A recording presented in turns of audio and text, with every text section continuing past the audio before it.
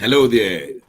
Thanks for watching News Echoes on Nigerian Affairs. I'm so glad you're watching. What a great day. In Italy, it's sizzling. In England, it's mild. I can explain it. My name is Shegun Johnson, and we're here to discuss the politics happening inside of Nigeria. Um, my colleagues are here in the studio in faraway Russia, Moscow. Is Amen. Dr. Godwin Ibe. Dr. Ibe, you're welcome to the program. Thank you so much for having me. Thank you. I'm talking those two who are really, really far away. Toronto, Canada. Sir George, you're welcome to the program. Good morning, Dr. Johnson. Good morning, Dr. eBay, my Russian counterpart. Good morning. Or good night over there. I know how early hours of the morning it can be. And in the commercial city of Nigeria is the lady Bidi Nana. You're welcome to the program. Good morning, Dr. Shegi. Thanks for having me once again. All our viewers all around the world, good morning. Thanks for joining us again today. Let's do it like always. Yes, we will. And my compatriot here in London, in East London, is Ambassador Nat Iyako. Ambassador Nat, you're welcome to the program. Thank you very much, and good morning, the great legends. Yes, they're great Thank indeed. you. Let's talk about the Nigerian politics. It's the Nigerian election 2023 is just not going away. One thing after the other. And the latest thing was when we were told that the Tinubu camp told the tribunal that if they should stop these they nullify the election and also a rerun, there will be chaos in Nigeria just because of 25% of the votes in Abuja. Now we want to have a look at this 25%, what the law says, and why is it now troubling the Tinubu camp. Let me start from you, Ambassador Nat. What is the implication of this 25%? The implication, thank you very much for this opportunity. The implication is that the wording of the Constitution when it comes to Abuja is either the and or the or. Is it a state or it is not a state? I think the framers of the Constitution, either they were deliberate in the wordings of the Constitution as concerns Abuja, but when we now talk of the 2020 elections, Tinubu was declared president by INEC without meeting that basic requirement of having up to 25% in 24 states. And so that is where the challenge is going to be. We remember late Akijide Mesores in peace. 12 to 3rd. Mr. 12 to 3rd. So we don't know whether Olanikpekun and his group are going to be another Richard Akinjide in interpreting the Constitution. You see, but Abuja issue is not the only challenge to Tinubu's being declared a winner. The issue of was there substantial compliance with the INEC, with electoral law and the Constitution, because if we go by the EU report, if we go by even local reports, it seems there's going to be a challenge there. And for Olanikpekun to make such statement is as good as Tinubu making that threat is a threat, it's an intimidation. If you don't declare me, there will be war in Nigeria. That's my layman's. Do you believe that?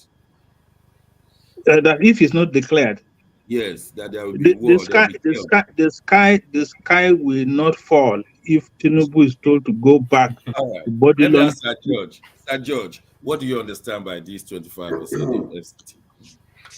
Well, what you can see is that this is a lost cause, because number one is when you talk about the rule of law, then you talk about obeying the law to the highest order, not trying to manipulate the system, trying to disregard some parts of the law simply because of what we're seeing here is that the lawyer who said these things, they've seen that there are so many evidence stacked up against their candidates, or the president himself. Therefore, they're trying to find a way, to basically tell, the court, listen, you better do this, or some other things might happen, which is the chaos that is going to happen in the country and anarchy that is going to happen in the country. There is nothing that is going to happen to Nigeria if the rule of law comes out against the current president, which actually, if all things being equal legally, that is the way it's supposed to be. We do not bend the law. We do not manipulate the law. If you don't have evidences, evidence to, to uphold your support your position. candidate, Mm. what you need to do. But what they're doing is trying to find loopholes, and then those loopholes also, what they're trying to do is to find a way of intimidating, sending a silent, subliminal messages to the tribunal to intimidate them, because they already know.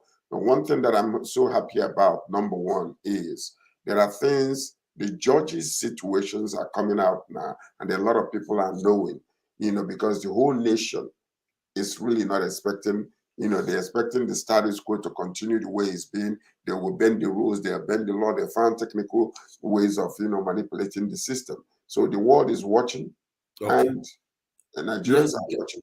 Thank you. Let's ask the woman in the country, Bidi, the mood in the country.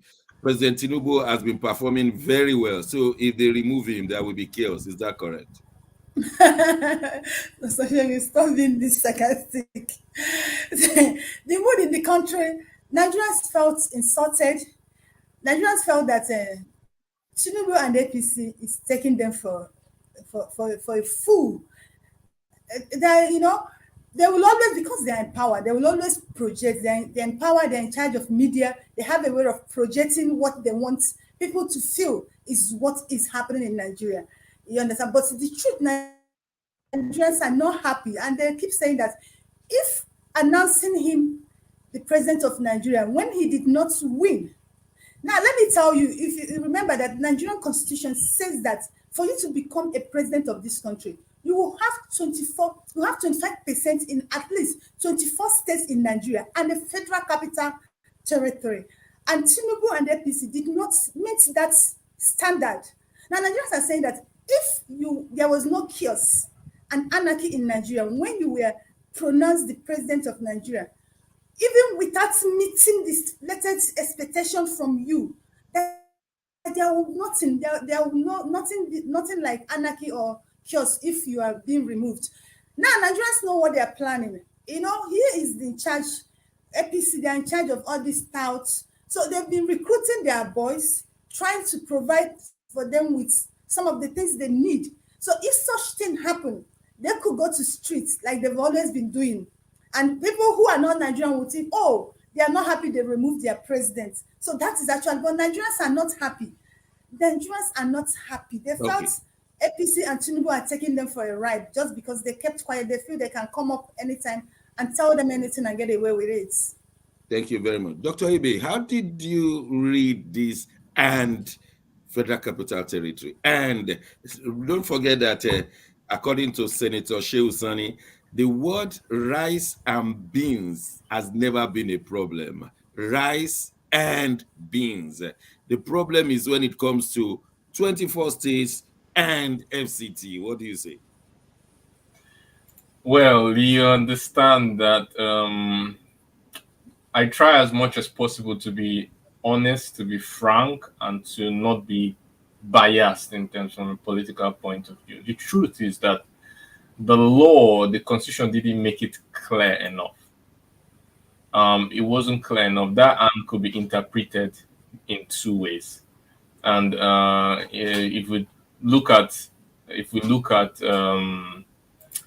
at linguistics, just as a base of interpretation of what was written. We can see there that really it can be interpreted both ways. Now, because of this gray area, both sides can actually argue this out in court. And but it's clear that a veiled threat was made to the judiciary system. It's supposed to be balancing the powers of government. But I'm not worried about the threat. It's in Nigerian setting is normal. It's everyday. It's business as usual. What is I'm maybe concerned about, but probably shouldn't be, considering the fact that it's not shocking, is the fact that after beyond the threat, is there leverage? Is there the power to act out the threat? Yes, there is. And judging from precedents, it's clear that the executive arm of the government is very strong, can disobey court orders, as we've seen in past administration. So it's not because the threat was issued, but it's because the executive arm of the government, as it's considered today, can actually carry out the threat. Or even rent people who can carry it out. Rent people can carry it out. So that's it. Can I ask Dr. Ibe something, please? Quickly. Yes. If I'm inviting you to my party, and I say that you can come, you and your wife can come, is there any ambiguity to you? Thank you very much. That's a good analogy. Because when they're talking about ambiguity that is not clear, the only problem I will have is if he says and or, then that or will change the whole equation. But if it is and, that means inclusive of the 25% or 24 states and this particular one. The and there is not ambiguous. That's not ambiguity language. It is clear that it says 24 and this one. So I don't understand when it comes. No. It's like let me tell you. Let's try to operationalize. Yes, let's try to operationalize it. Let's look at it from mathematical. Okay. If somebody says find half of 2 and 3. Now, if you put board mass apart, that determines these rules, which you should take as priority. You can interpret it as half of 2, and then after you've done half of 2, you then add 3. And then or you could say 0. Yeah. The teacher will give you 0. Yeah. Or you can say half, then you wait for that half. Then you now do 2 plus 3, and then you now find the half of the total. Yes? So you can see it's both. But when you use the word half of, now you have the opportunity to either you have to have that something like board mass that determines the priority of the law. This is just pure semantics. And that is the way it's written in the Constitution. Because of that unclarity in this prioritization of which should be off. That's exactly why we have them. Because I've read this. Dr. Ibe, there's no synamity in that constitution. Analogy, If you see, let's tell ourselves the truth. Let's try to be saying this the way it is. If you go to Nigerian Constitution, section 134, section 1, it was well explained there. Now let me tell you, since after our democracy, there has never been a president in this country that has never scored 25%. Do you understand? Or even 1/3 in about 20 states to become a president of Nigeria. Why is it that is now we are beginning to speak this English? We are beginning to come up with this analogy and beginning to try to analyze it, try to tweak it to suit our present situation. Why is I am not tweaking nothing. I'm not tweaking nothing. And let me tell you exactly the way it's written, because it seems we are speaking. Let me read the sentence. Let me read it. Yeah. Okay, read it. But also to score 25% of the votes in at least. Now, this is where the problem starts. In at least 2/3 of the number of states and the FCT. Now, where are we going to find this 25%? 25% of the 2/3 of the states separately, and then we now add FCT, or we find 25% of the total of the number of states and FCT as one unit. So this is exactly the sentence. So I am not imagining or making, I'm telling you that the way the sentence is, it gives you two possibilities because of the disclarity. I've read it exactly again. 25% of the vote in at least 2/3 of the number of states and the FCT. Now this and That's two things. That's two things. That's two 2/3 things. is not the problem. The problem is, when do we start making the 25%? Do we make 25% only of the number of states, or do we make 25% of the number of states and FCT before we do the 25%? That's the issue. Massive Mark. No, Where are it you? is clear. Okay. Massive We Mark have to network move is on. having We have issue. to move on. Now, let me Massive tell Mark, where Dr. are you? Shegu, please. Dr. It's Shegu, not Massive available. Mark network is having issue.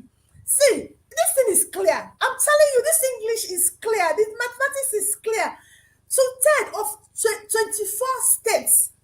At least in each state, you must have at least 20. Then, and it's two things we are talking about here. The states and FCT. It's two things, and it's clear. Okay. But you know what, Is Dr. Johnson? a Nat still there? Dr.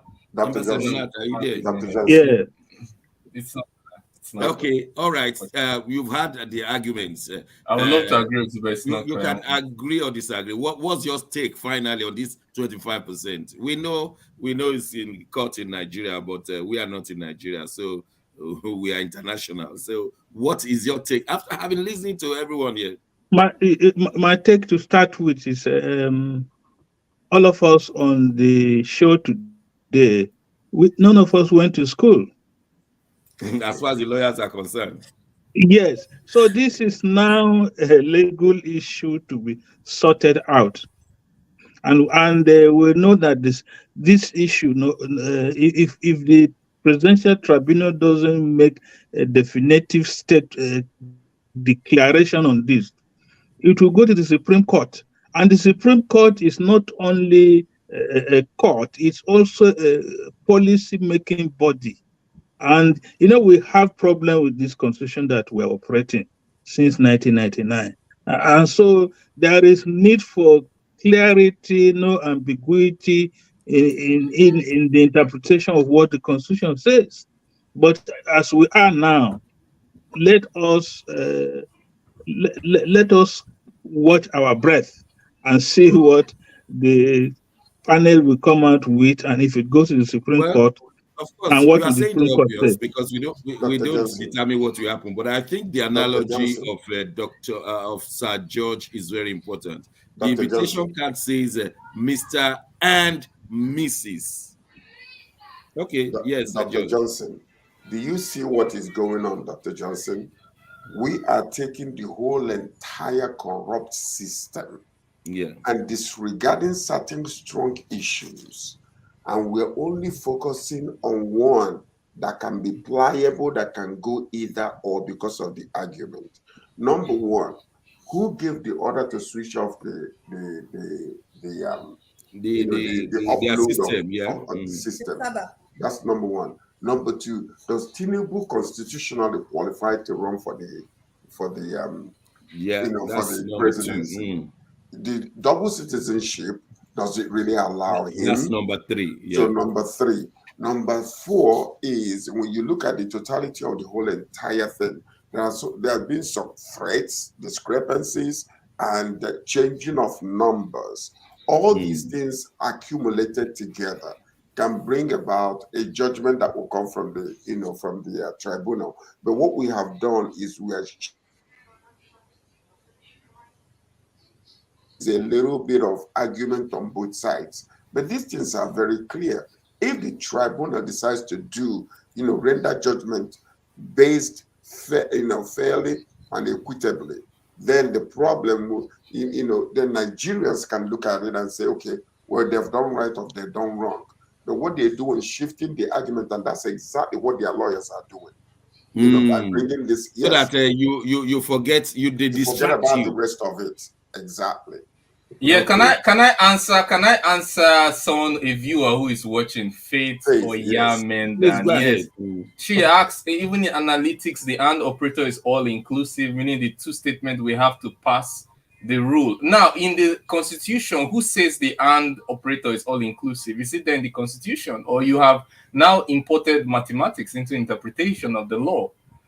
This particular on the interpretation of the law is made based on the understanding of the words. There are no laid out rules of how an operator should operate in the constitution if it's all inclusive, and there's nothing like board mass in the constitution. I am not supporting one way or the other. You should get that very clear.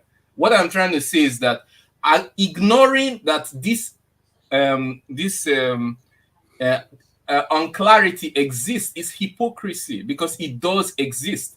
Now, if you decide to take path A or path B, this is your own choice. You can decide to interpret it A or B. Fine. No one is stopping you. I haven't even taken a part in terms of interpretation, because I can understand that one has to state it clear. There is no part of the constitution that says and operator is inclusive. This is your own decision to import mathematics or programming language or whatever logic you have into interpretation of the English written letter of the law. So we'll let the judge judge that. I cannot go along this path of hypocrisy pretending it doesn't exist.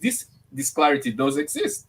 So please, you have your own right to pick whatever side you want. Okay. There's no part in the constitution where everybody has contributed beautifully, especially what Sir George said about don't let this 25% issue distract us from the remaining irregularity, which can check out President Tinubu. We of course, we don't even have a choice. We await the tribunal and their report and their decision. Dr. Well, yes, somebody is talking to me here. Yemi Aziz. Okay, what's his name? He said, Madam, you are I wonder if he's talking to you or if he's replying the previous comment. Okay, no, he's talking to me. He said, Yemi, I'm not trying to manipulate any English, my dear. Yeah. He said the statement is simple. Find it on 5% in 24 states, even if it has to be in the FCT. The statement does not mandate FCT as requirement. Yemi, well, like Dr. Ibe said, everybody is entitled to his opinion. That's your own opinion, and that's your own understanding. And I've just said my own understanding. So let's wait for the judiciary to make the declaration. Everything is in their hands. I'm mindful of the time. I'm mindful of the time. How about the chaos part? You remember Buhari once said baboon will go to, and the baboon and chimpanzee and all of those animals will go to the market, they will fight and there will be bloodshed. The same thing has been said now. There will be chaos in Nigeria. To what extent do you think there will be chaos? Just for example, they remove Tinubu. Will there be chaos? Let me start with Ambassador again, very briefly. Well, yeah. Are you hearing me? Yes, now.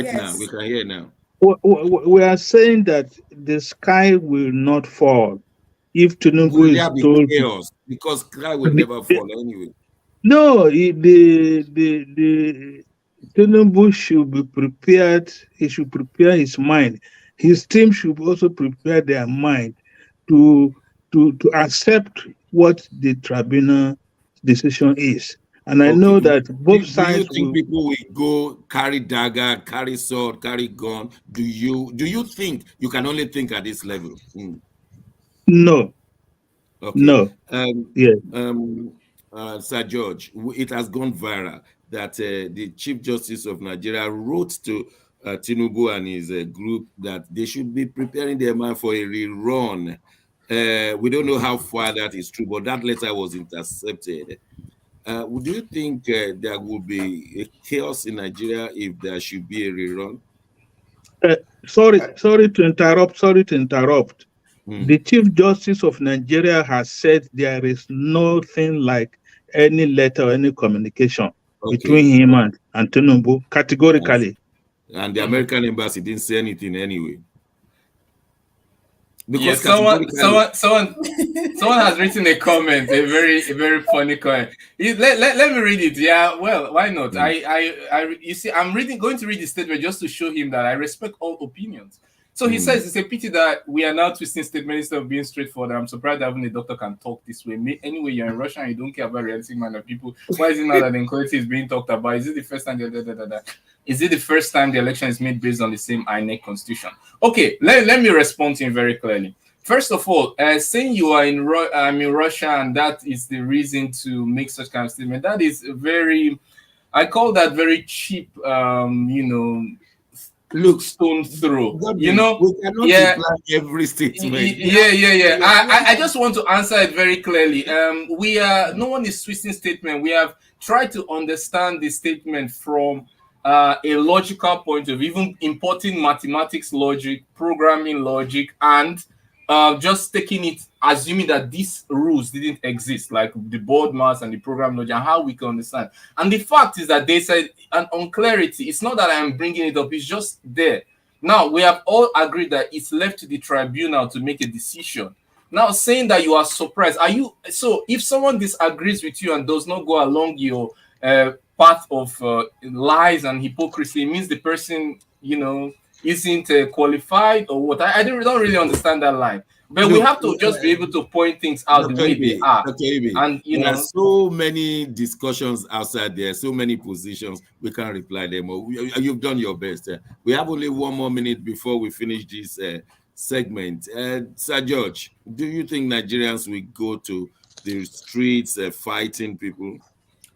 If all things being equal, and I mean all things being equal, there will not be any chaos except when it is manipulated from underground, just like what happened in Lagos at the bridge when they brought all these hoodlums and they started, bringing all kinds of chaos, and then many kids were killed. My mind was there will not be any single, because a lot of people, they have been suppressed, and the state of Nigeria today, as it stands, we can say that a lot of decisions has been made, that things are moving in the right direction, but in actuality, it has not been, because people are still suffering.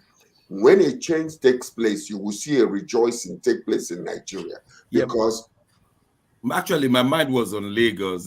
So, because we're going on break in a few seconds, Biddy, you are in Lagos. Is the mood, except like Sir George says, somebody goes to instigate acts. Do you think that is the situation? Dr. Shegun, let me tell you, if INEC, if a judiciary nullifies that election today, there's going to be jubilation in Nigeria. Nigerians will troop out and jubilate. I'm coming. Nigerians will troop out and jubilate.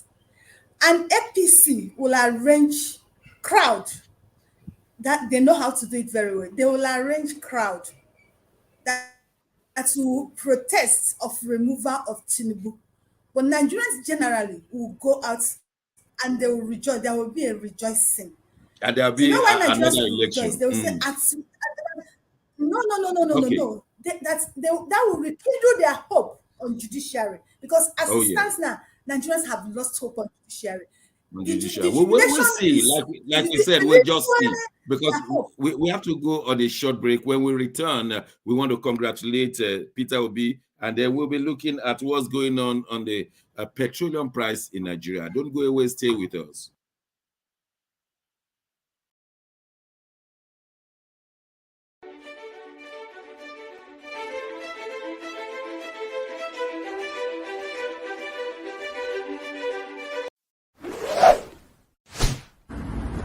A year ago, I wrote a book titled The Final Solution, and I was trying to say to the rest of the world that there are challenges ahead. Now, a prophecy did come, and that prophecy is coming to pass.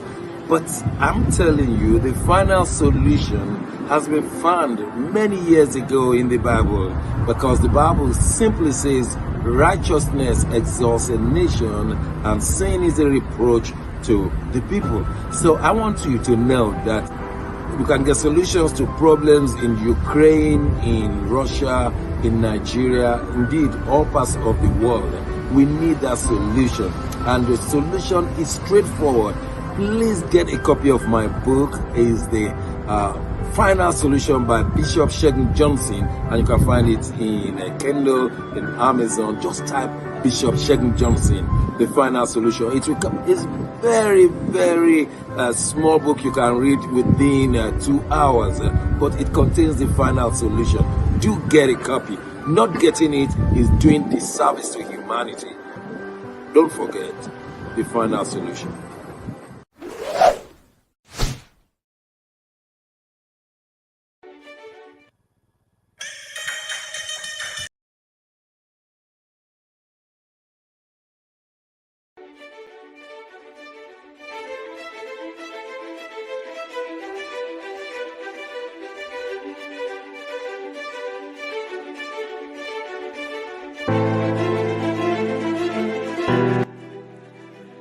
Hi there, I'm Mary Keurig, and I am a businesswoman in the United States, but I'm also the Global Content Vice President for the Sub-Saharan Open University in Nigeria.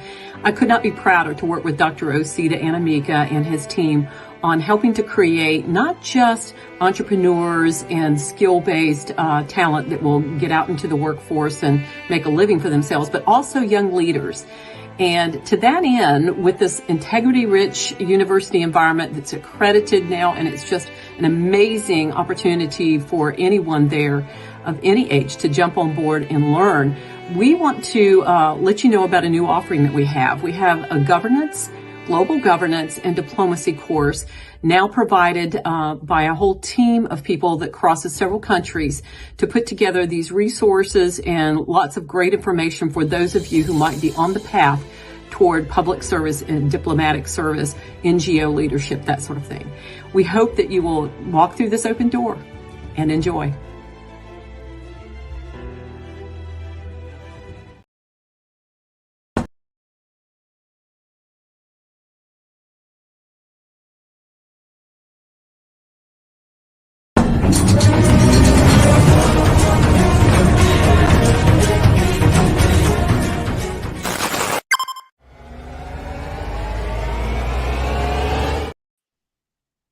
Thanks for staying with us.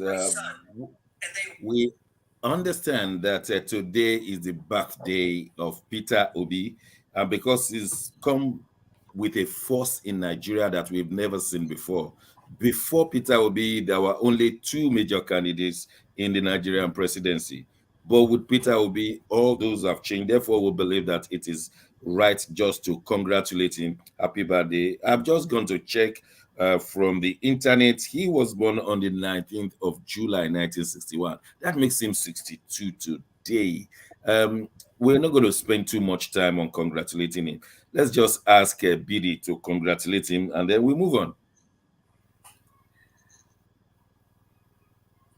On behalf of Shenge Media, we all were here to wish one man who have come to change the Nigerian political terrain, Gregory Peter Obi, happy birthday. We wish you all the best.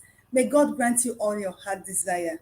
May God grant you long life and prosperity. And may God give you the strength to withhold this integrity of a person you've presented and allow you to change.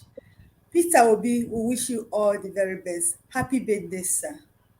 Thank you very much. I would have allowed it just to go like that, but the reason why he has to contest this election in the tribunal will be that if he doesn't, it will be 65 by the time Tinubu will finish.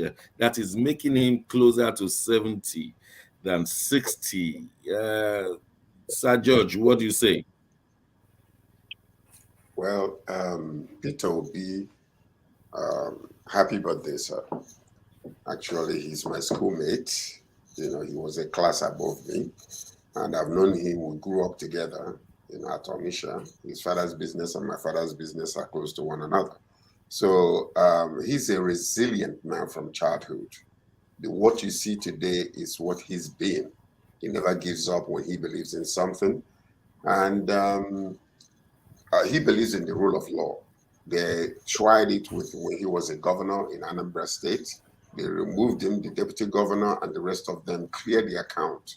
When he came back, he was able to continue from where he stopped and was able to definitely put Anambra above all other states in Nigeria when it comes to development, when it comes to investment and things like that. So he is fighting what he believes in, and that's the kind of person he is. And he will never give up until the final straw, when the judgment is rendered. But he might not even stop there because he has a lot in his coffers. I can guarantee you that that man will not give up on this until he wins. But it depends on the tribunal and the Supreme Court if he goes there. So that's what it is. Thank you, sir. Ambassador Nat, Peter Obi became very important in the Nigerian terrain because he brought in, at least so far, right now, the third force. No other time has any other presidential candidate, apart from two main parties, ever scored beyond 50,000. He has scored, even now, over 6 million. To what extent has that changed the political terrain in Nigeria? Well, it's gone a long way to change the political terrain and the establishment, because the establishment we have been used to is two political parties sharing every other thing together. But we now see more than a third force coming on the scene to convince people of the need of transparency, accountability in the political game in Nigeria. And when nobody expected Peter Obi will go anywhere, he has gone very far. He's become a front runner, and we're all anxious and waiting to see what the presidential tribunal will come out with, and eventually if they go to the Supreme Court, what will the Supreme Court decide? Happy birthday, Peter Gregory Obi. All right, we'll move on then. Will I have a chance to? Oh, I didn't see you. Sorry. Yeah, you want a chance. Go on. Yes, of course. I so much love Peter Obi because he's a beacon of light, not just to any particular region of Nigeria, but to the whole Nigeria. He's a well-meaning person. He has changed the landscape politically. He's been someone that you can look up to in terms of both his policy, his reputation, his integrity. And I personally, would have loved to even see him in Russia. I personally invited him, and well, unfortunately, it didn't quite work out because I understand that anywhere he goes, he shines light there, even when there's darkness. And I want to use this opportunity to wish him a happy birthday. I want to wish him long life, health, so that he can, contest in more elections, not only this one.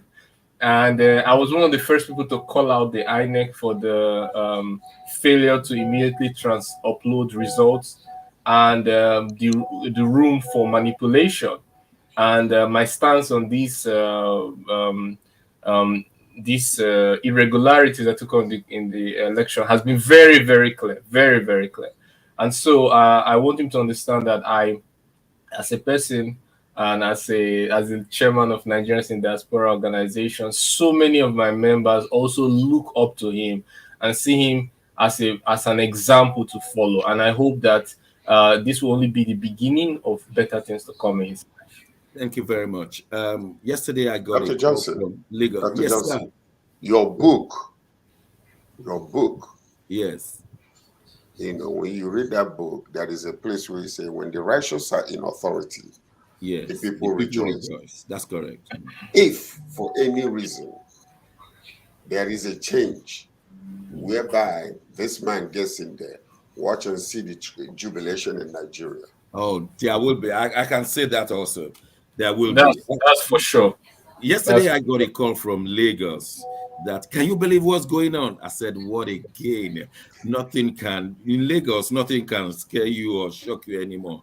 The price of petrol has jumped from 500 to 613, and they showed me graphically. Somebody has got to take the picture, sent it to me, and they showed me the one in Abuja. It has changed to 630 something. They showed me the one in Ondo. It has changed to 630 something.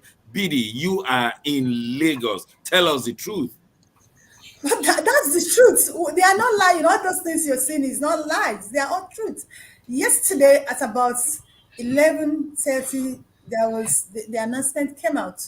And trust Nigerians, I was just driving out and there was traffic everywhere. I tried to get fuel, but there was queue in all the fleet station. So I asked. They said they've increased this thing. And now the thing that surprises me is that they've increased the fuel from NNPC price from 48 to 630. They say 615, but trust Nigeria. Now, why the queue? That's my problem I have with Nigerians. They increased the fuel pump price. Nobody said anything. They crowded the fleet station. And me, I needed to buy fuel yesterday. But you know what I told myself? I can't come and spend 2 hours to buy fuel for 630 naira. No, I left. This morning as I was leaving, my car stopped me on the road. I have to rush into the fleet station, yes, because I can't queue that yesterday to still spend. Now, let me tell you, as of yesterday, with 5,000, I bought 20 liters. But this morning with 5,000, I bought 8 liters. That's the situation of Nigeria now. And everybody just accepts it like that. That's the problem with me. That's the problem I have. Nigerians, they're so blanket us and nobody's saying anything. Now, Everything you've given us a graphic situation. Let me start with our friends here. Of course, we live far away. Sir George, let me start with you, then I'll go around. The price gone up again, and Nigerians are still mute. The point is, when you have been engulfed in ocean of suffering and suppression, the only thing you can do, Nigerians now, is whatever comes we take. Because let me tell you, that's one of the major problems we have in that country. We say we want peace, but people are dying daily. And I keep saying it. Okay, the fuel subsidy that was reduced, we are producing oil in our own country.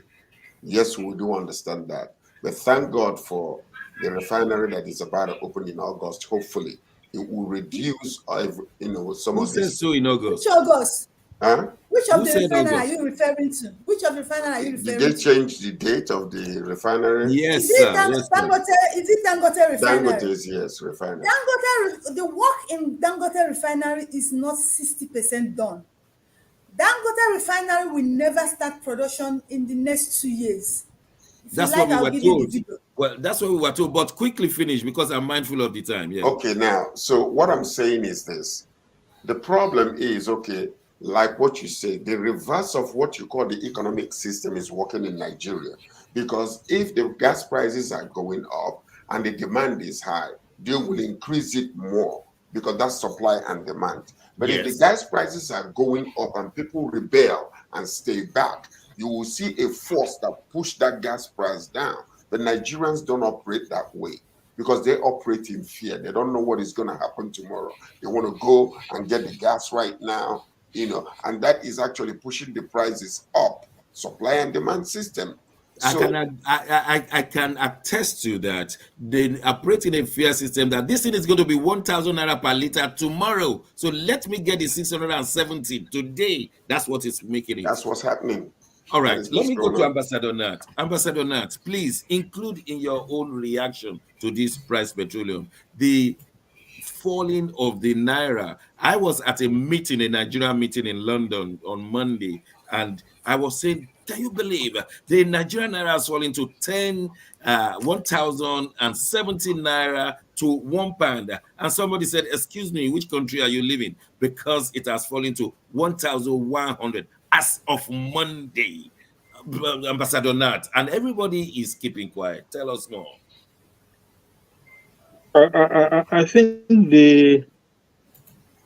one of the big issues or challenge we have is we have a government and its institutions that attempting to deceive Nigerians all the time and telling blatant lies to its citizens. When you listen to the group managing director of NNPCPL talking of market forces, the man is ignorant of what is going on. Because what the government is doing from Aso Villa was they are dictating to Nigerians the prices of items, and they are talking of market forces. There's no any market forces determining the cost of petrol, When you changing are dictating. every day. And so they should stop.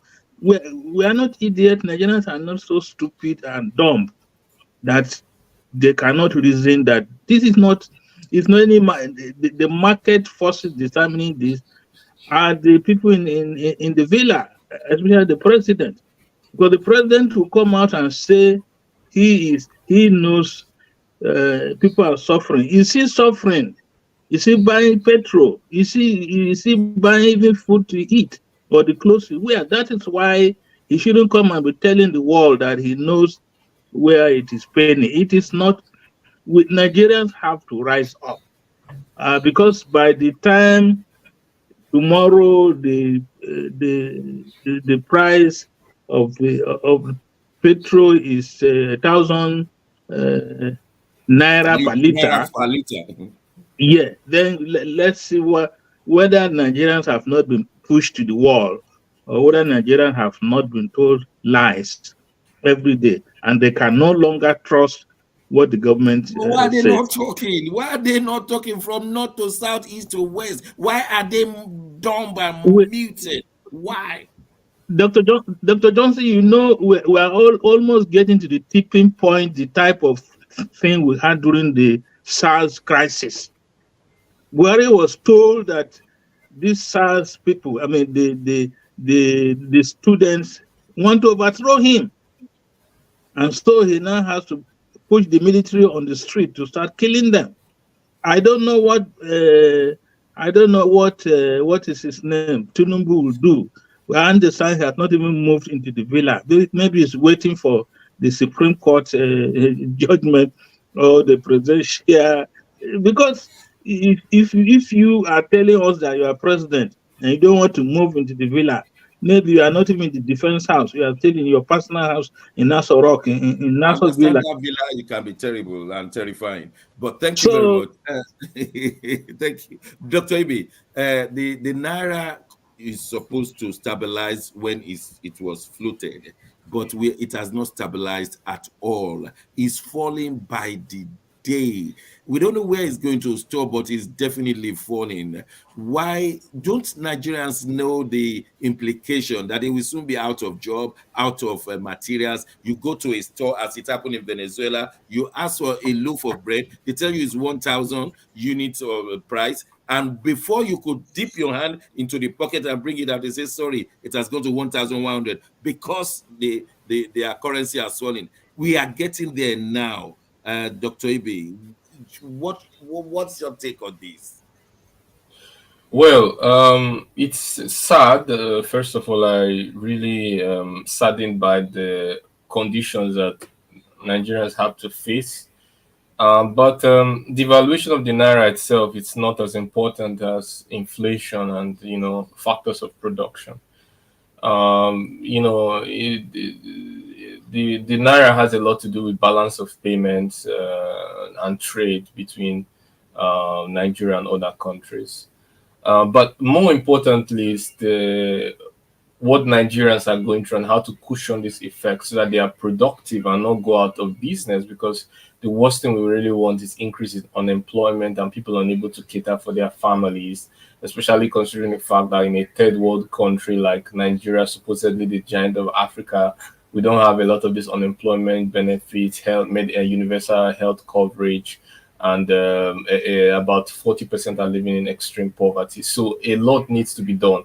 And the hypocrisy is that, I always say things the way they are. I'm not here to please fanatics of a particular political party. If they are looking for that, they can tune to their favorite political channel. But I'm here to just say things the way they are. When he announced the cancellation of fuel subsidy, I was one of the first to say, yes, it's a step in the right direction. And I'm still one of the first to say here that I criticize the way that this fuel subsidy is being implemented.